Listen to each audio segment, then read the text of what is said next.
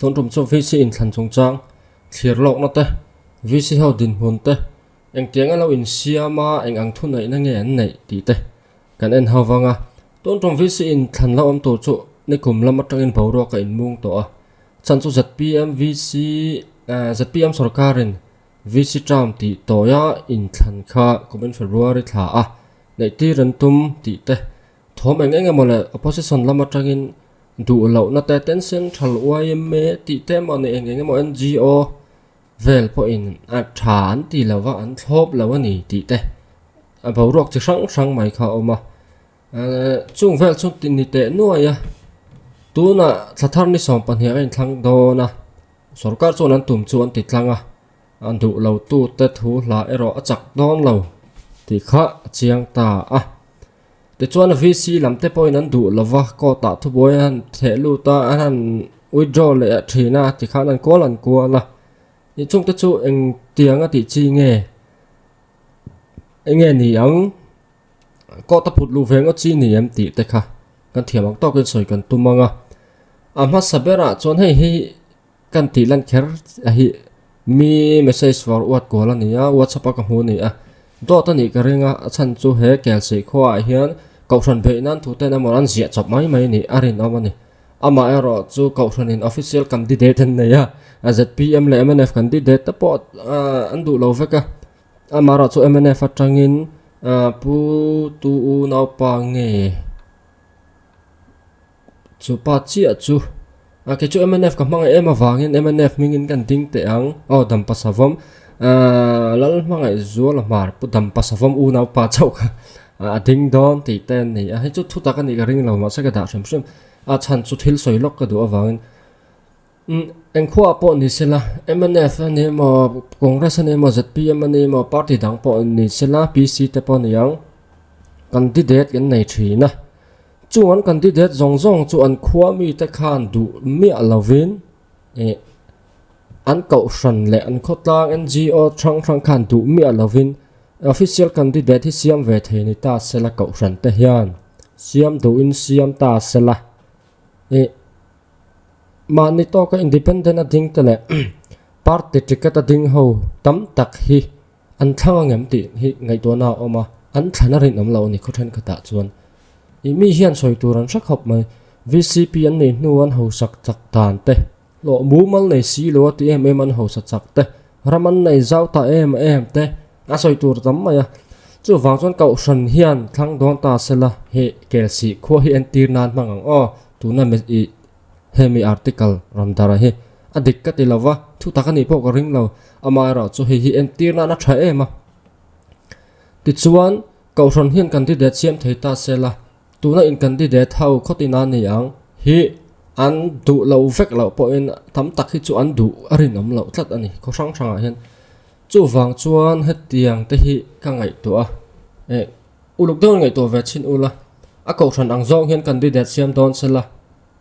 tuna kan VCP te le a member te heng ho hi ko than candidate an ni kher hian arin om lo tlat khotam taka chuan chu wangin ngai to ti thui khop maya ko hranin an du lo khotlang le pol sang ina khotlanga an du mang lo hi an om chau zel ve bok ti hi ria ila ten ma kan son pui lem lo bok ani VCP tam tak VCP ka te ke se kan VC tam tak te hi chu chung ta chung Mizoram thilom dan hi ani me ka chu wang chona boi thak ve em te chuan ZPM sarkarin tram ti toyan du chan hi thil dang vak ni na lang lova anin soi fia na in ang lo puke sap dang ale pirin pui thu soi in zula pu soi vunga thu soi ro adanga pirin pui thu soi hi ngai thalok hei kan maloka VC kan in than thoi ri noma VC kan du chuan kan pot toy thia adan te pok an sui vek to ma tak puin kan pot toy the tu la hian boi thang em chu VC te local council te kan mi le sa te ni lo wangin min thop pui thadu lo ani min thop pui thabe reng se le chuan in than te thil hau ta nia ti thoi te po hi angai chuang lo kha ni chiang khop mai to chuan lam dang vak om lawang ti chuan poke sap danga thu soi kha chanchin buwa kan hmuwa khang te chu kan threfe kanga I soino na ngai lawanga ten pu soi vonga thu soi po kha youtube pa pa mu tur om renga ani chuan financial problem a chuan lam thunga tuna pa khan sete chu aron soya en thlante hau taka atia a kok tel na a main point bera chuan min tho pui thadu lawa opposition VC te ti vel khani chu wangin ZPM sarkar hian opposition VC lo om te nokan ti version pa hrim hrim ani anga ti rin thaya chu wang chuan an ma ni du dana an tho pui theile an thunun thei an party ngei kha an party mi le sa te ngei kha khotina mi kha VCP a hian tling vek chela na thol samzo ka nga an ti ni rin ama le lama ril ru thata ka ngai tua chuan an party bok an tling vek chuan an in thurwa langa thil thati na ko nga po lo koi de ule enge mo an om lawanga koi kom thin ang thap khani anga thatakin nan thok thenga ol sam le zualin chak zo kin nan thok thenga ram hangai na ril ru ne na an tho vek chuan ma se ZPM an ni wangin kho zong zonga mizoram khwa zong mi te hi an thavek big lawa MNF an ni wangin an sual big lawan thabi ngot lo rang am mi hringa zero nia tu na po Sinlung Hills district VC in thlan kan thria Sinlung Hills ka ZPM an chak chuang lawa ni an tum ang chuan an solid lo phot anga chu ani ro rel line ni chungin tiang kha an ni thawa tu na chuan thunei nan nei an thunei na an manga next election na hi hian ngong nei ngam ti chu kan la hria anga tu na chuan an thil soya hi an main point hi engdang ni lo tho pui har sa tian neya an ma ni party vek hi VCP ni sen du ti kha chiang renga pu soi vunga ministerina soi fi na kha pu zemal pu ze som ate le pu chuaw ngawa pu chuaw ngawa IAS retire congress ami khan khang ta po khan an soya chuan lam tling ani lo an ti 14 finance commission le 15 te anan eng amo anan chui khan paisa mu za thi akiam chhowe sa hrim akiam na to nen te data kha an da chuak veka kang kha kan en chuan ni an chuan lam tling chuan ni lem lawanga tram po sai po khan for finance commission lama tang chuan paisa kha chu te yangin om chuang lawa a san pa in amaro so 15 finance commission na te chuan alo om to don ti tak eng mo kha an soya khang khawangai thaula chu wangna chuan lam hi kham izong kha chuan a fu chia lo nei na langa thil danga om lawa poke sap danga la pirin pui soi hi an tum perch ele an tum chan ni hian langa an ma ni party kha aram pum huwa po in sarkar an du na thatak chak taka thon du wang ngai sakila thanga ril ru hel hrim kha lo pu lo ta ila ZPM party in vulan du wa hrim ti zo ka ngai du ni point arem chang viau chu hunin a hrilang tu na chuan hai kan la in thlang don chawa ZPM hlir chu lo ting cha se eng nangem thonga MNF te congress VC lo om to te khan an thok thabi chuang em ti kha kan te anga an tho that big viau an tho chak box si an na that box si chuan fa fu em kan tinga ani big chuan lo chuan eng man ni big lo hi kan ti le mai do na in than le huna vote thang na kan son mai do na ni thil har sa ni lo tra ti chuan tu na chuan village council hi eng tianga lo ding nge ni enge an om zian hi ni hrim ti te hi kan la sha lo mai thaya kan travel to bok thaya eng po ni sela soi ve don hrim ta ila abul bera soyata na tha chu village council in than hi grassroots of democracy an ti a chan chu thil in char chuan in dot dana hian niam asang le zol asang ber ti khan om chho thi na kan hri anga chung kwa khotlang ko ran tiang chi in eng mon dot ka ti chuan election a chuan district level launita a heng village council in than hi niam ber ani local ti chuan dota state oma state dota center union na kha om ta rampum in thana kha om le ti chuan democracy practice na bul thut niam ber chu village council in than kha ni khotina local la kan in thanga kha democracy kan practice na masaber a grassroots chu ani a chu wang chuan the grassroots of democracy ti kha ani ti hriata ila vc in thani apoimo viawa an tran ti toy hi chumi democracy bo chena chu ni em ti kha zo na chu ni le ta a chana kan enang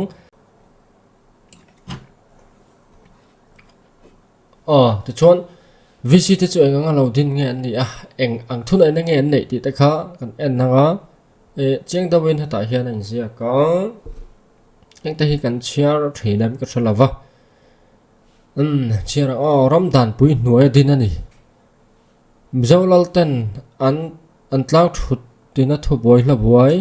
mizo namdan zia ka ma point anga ro an rel thin chu the Assam Losai Hills District Acquisition of Chief Rights Act 1954 angalal ban alo ni khan village council court te chuan khochung ro rel na an keng ko village council his sub paragraph 4 of paragraph 4 sub paragraph 4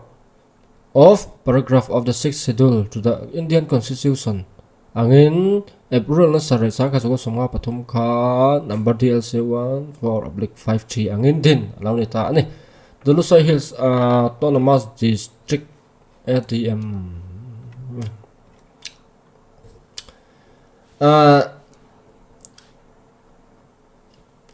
the Losai Hills Autonomous District Rules 1953 hnuai court thong to village court and subordinate district council court and the chuan district council court te ama not tuna hian village council zong te hi village council angin an thunga eng kan village council in din da chu ami 1953 act hi kan end dona om thova kan end phayanga ai mi amazia thau hi ani wangen ti chuan an thunai na hi apoimo khop moya chiar la khong civil case a mimal sarkar suma chhun lo tura paisa choitir ema lung in tan tir zonga in khinan ni law akhing tu inami ami khin ta hena tanga jang na domna ema ama ta na boina ti fel sak tura in khin na hi civil case ani a toy zong in CRPC le IPC te anga thu boi putlu ni law hi ani village council village court te hian an ma ni thunai na huam chin a in king te nam dan le phung nun phung tribal laws and custom angin a rel thaya poisa engza ta tampo civil case a chon toy tir thei ani criminal case a chuan tribal dan le nam dan anga sarkar dan bo chena te naw an tir nan ruk te naw la kut kem nai mi poi khoina la mi huang dai na te naw in sual boy na te naw la liam te naw in tor tir na wa tlang hona boy na sem la in sual boy ching reng zuru yama ma ne in thunun zolo van tlang huna khosak na van tlang poi khoina la mi tu emo adu anga ava vel phal la va vo be na te naw ang chi angin rel thei ani amara chu Indian penal code angin lung in tan ngai chi hran na chu rel thei lo thung ti hran na da ti chuan criminal thu boy hian cheng zanga thleng soi tir theya civil thu boy chuan cheng eng anga tampo soi tir thei ani ti kan mu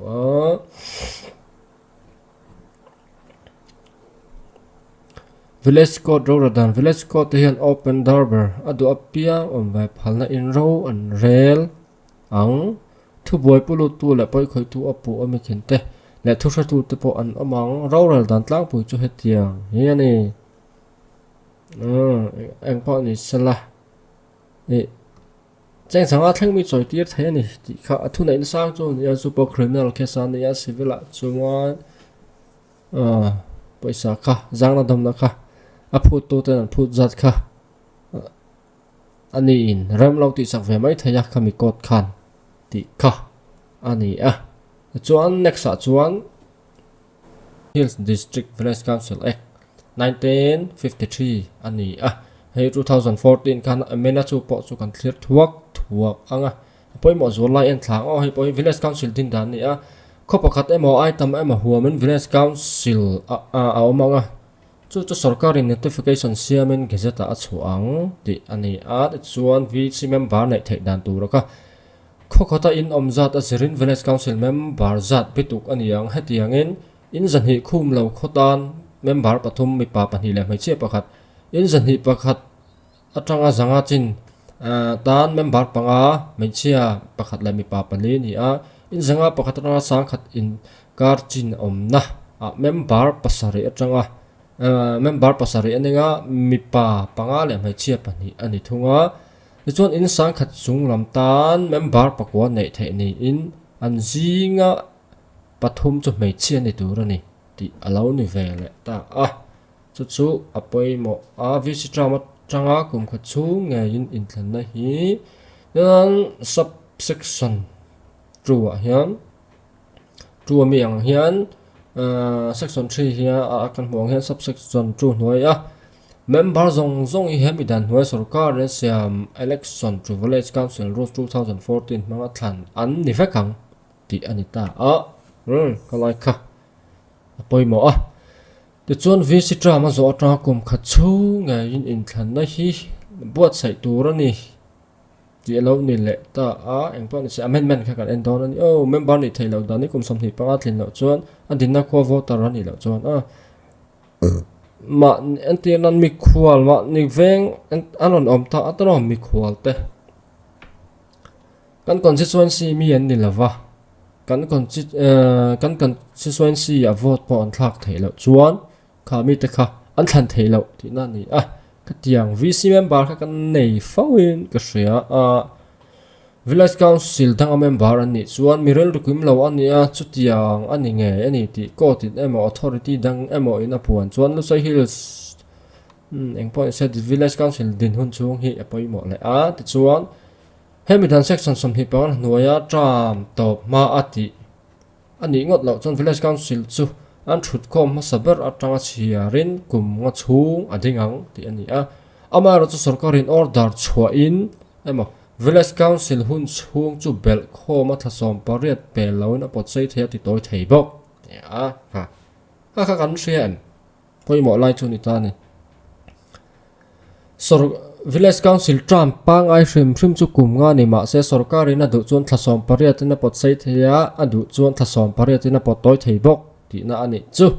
achan le wang kha ain jiak lawa chumiang khat chu tiang kha tiang din hun ani wa ani chawin sarkarin a potoi thayang ap ti sei thayang ti ani lawa state sarkarin tlinglo le engemot thullo te thil thul lem lo la thalem lo an tram hi po sei sakangai ni hi ma po toy sakangai ni hi ti ngai dan siam na tur engemo nei ni chuan state sarkar thunei na ni miau awangin an potoi hi om lo ani lawa an thu ni chu sret tur ani te chuan ZPM sarkar point an thunei nan manga an potoi ni maya ngong thalo nei ngem ti chu nakina kan la hriang tu na chuan ala malo tu kan la sarkar don chawama man mo thla love tara member ni hun chu member zong ka apoi mo lai chu anita ani an function hi an lokang apoi mo le village council ama sarkar road officer ren ama kum tin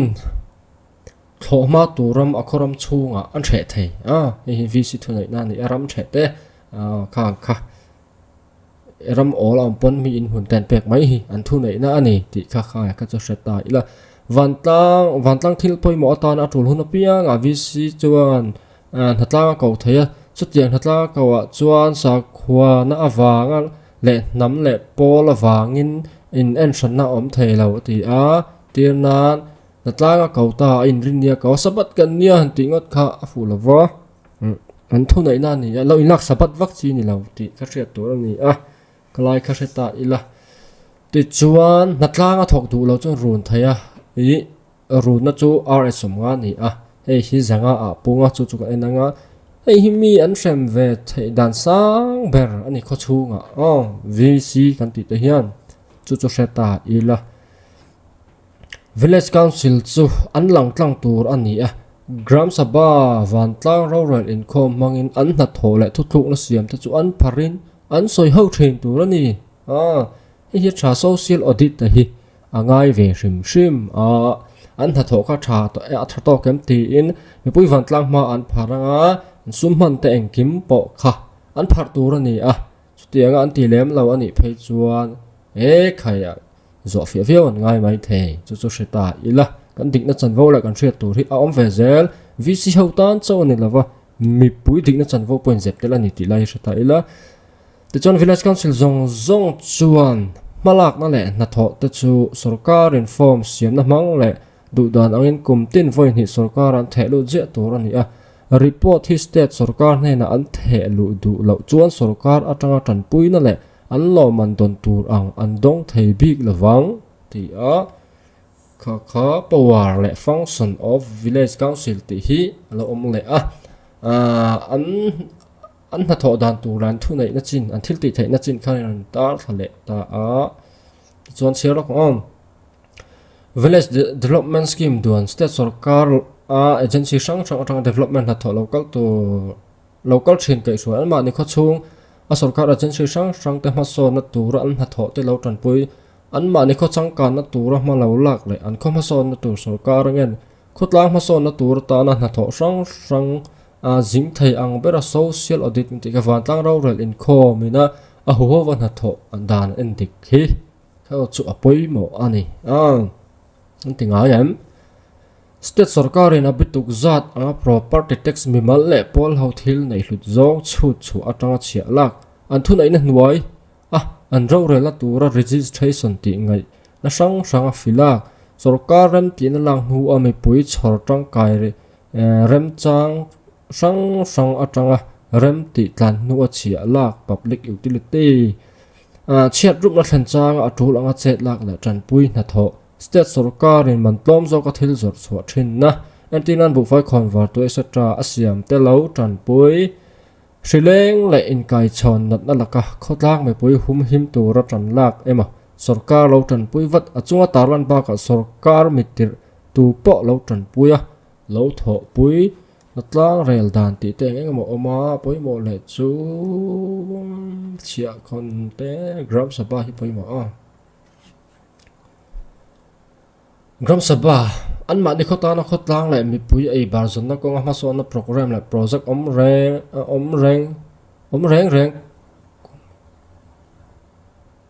reng kumina duang thina pom pui ma sa anga nè cái chia địch thiểm mẹo là cái lai khăm mặc thế mày ốm reng thì tụi này đó này rồi thấy nó bao tụ raskim sang lại program đang là đông tụ địch tất nhiên anh toàn thấy nó giống chuột giống chuột khi là thằng ngóng thì nhà viết atlang pui lên village council president chuan gram sabha hi in gram sabha income hi akai shuo yang chu khua voters zong atanga za som 10% chu gram sabha nei tura tling chin an ni gram sabha down chuan voters ka za as mun za thana mun som an kal khom ngai tinan chu gram sabha zong chuan van tlang ro en kol le ven him ko amo apurang village council le gram sabha chuan har sat na tok pui konga in ron tlang in ro man na an siamang kum khata voi thum ai tlem lo gram sabha hi nei tur ni rorel dan kal phung meeting ti te nian ma ni meeting ato thu ti tu village council meeting van village council fund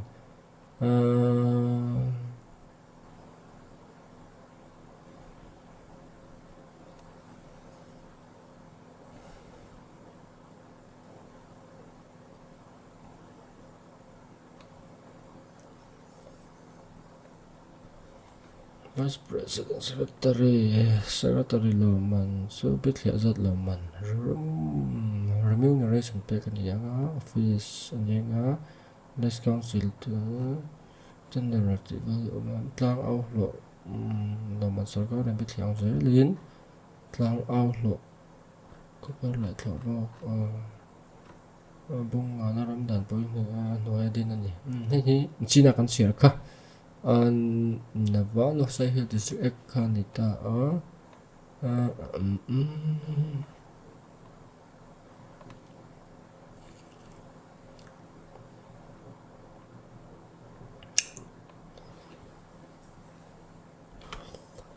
ti chuan hei 2014 hei kan hmu nga December 2014 the Mizoram Gazette Extraordinary Published by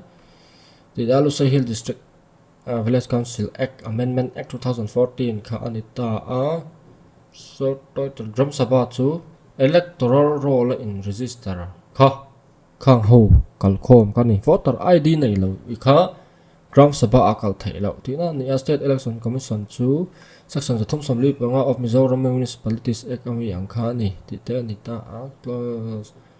just 1 2 3 village council hi Village Council member này thấy là khá ni là ngài vector tro soon after subsection superintendent the direction and control of preparation electoral rules for and conduct understand chuan amendment section 5 hi Village Council in din chung chang kha anita He chiang the win appointment and every village council unless soon are dissolved under this provision section 25 of the act still continue kum nga ni nga dan kha siam that engemo adang lo om la ni lo chuan an tram kha kum nga ani anga ma ro chu ti chun ani lai rangen chu me piang la ma chuan state government may by order extend or shorten life of VC council for such periods not exceeding 18 months in the aggregate la bel khoma thasom pariat aya rei lo le thasom pariat thling lo kha an pot sen an pot toy the ni vis state sarkar thunai na ani ti kha chiang takin alo langa he tila ya enge Gram Sabha ti vel kalo ni le ta tro ti chuan natla amendments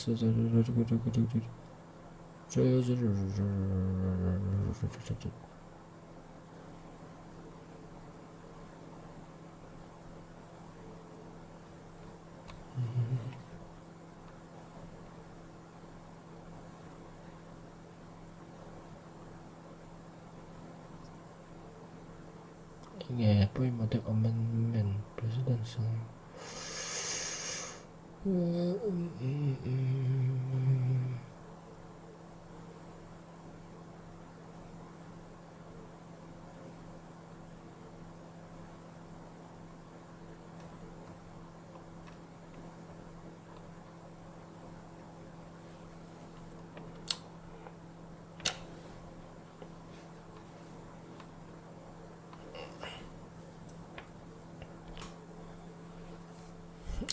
cái tiếng khan này amendment khan section yang engam khan thil zelubel an này thế này an thil ti thei ang chi ta po hian khotlang en kola phải na chung chang te natlang cậu ti te engemo le ram sa ti luma savave sa chan ti ang chi te po ka an ni hian an khap theya engemo kha an ti ve thei ti te kan mu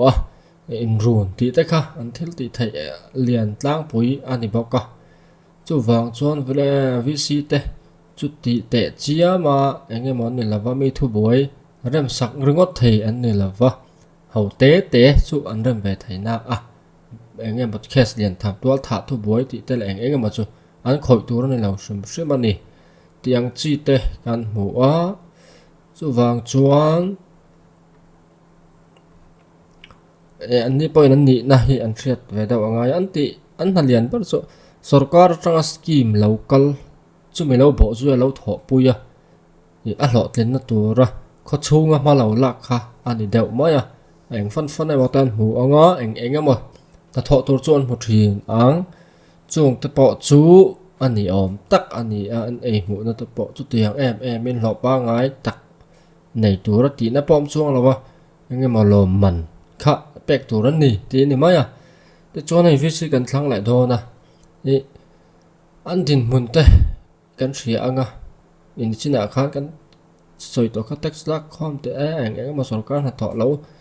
a lo tlen na tu ra lo pui ti te na tlang ko kho chung thian fai tu ra ma lak tiang chi vel kha ani maya chu wangin in luling em tu chun ni lawa ama ro chon na hi apoi mo em ani ti chu chiang khop maya chan chu i police te na mo district khata police te la omta a office te lo nei ta a eng mo khang hau khan min on boi pui vek man lawa khwa zong a hi chu wangin ma ni kho chunga fel te ka kain rel bola kan lo chang ka na ma kan lo so na ele bara te kan lo in tau de la khotlang nuam le a khonwam jok thiang hlim jok kan lo siam thai na turen village council khi an poi mo ma chu lai chu ani a sia ta thakop maya amai ro chul thil hret lo lu tu ka hian ange an ti thei chin tia in enge mo kha sia ta tha a an thu nei na ni reng lo local pel chang tu pon nei ve the chunga chuan mi pui te pok kan fin angai anga engpo ni service kan thlang do na an na hi kan thria anga sarkar atanga scheme local enga mo lo khoi a ma lo la ka hlo ten tura kho chunga lo chet ve la kha an na lian ani ewangin apoi mo tat a chu chuan khotlang a ang chia in nge development a thlen thayang ti kha ngai to ta ila vc thale thalo in kar chu hlavio to na ni chulai tak chu ni a kan thlam tura khan kan film khur vio anga ya mi hlem hle le pam ham ti hriat reng te hi khan lo nga man tha kan vo le wang an ni ti wang mai te hian kan in vote ta thi na he chu lawa a thalo em ani ti kha ria ilangin a thang te chuan i do to kong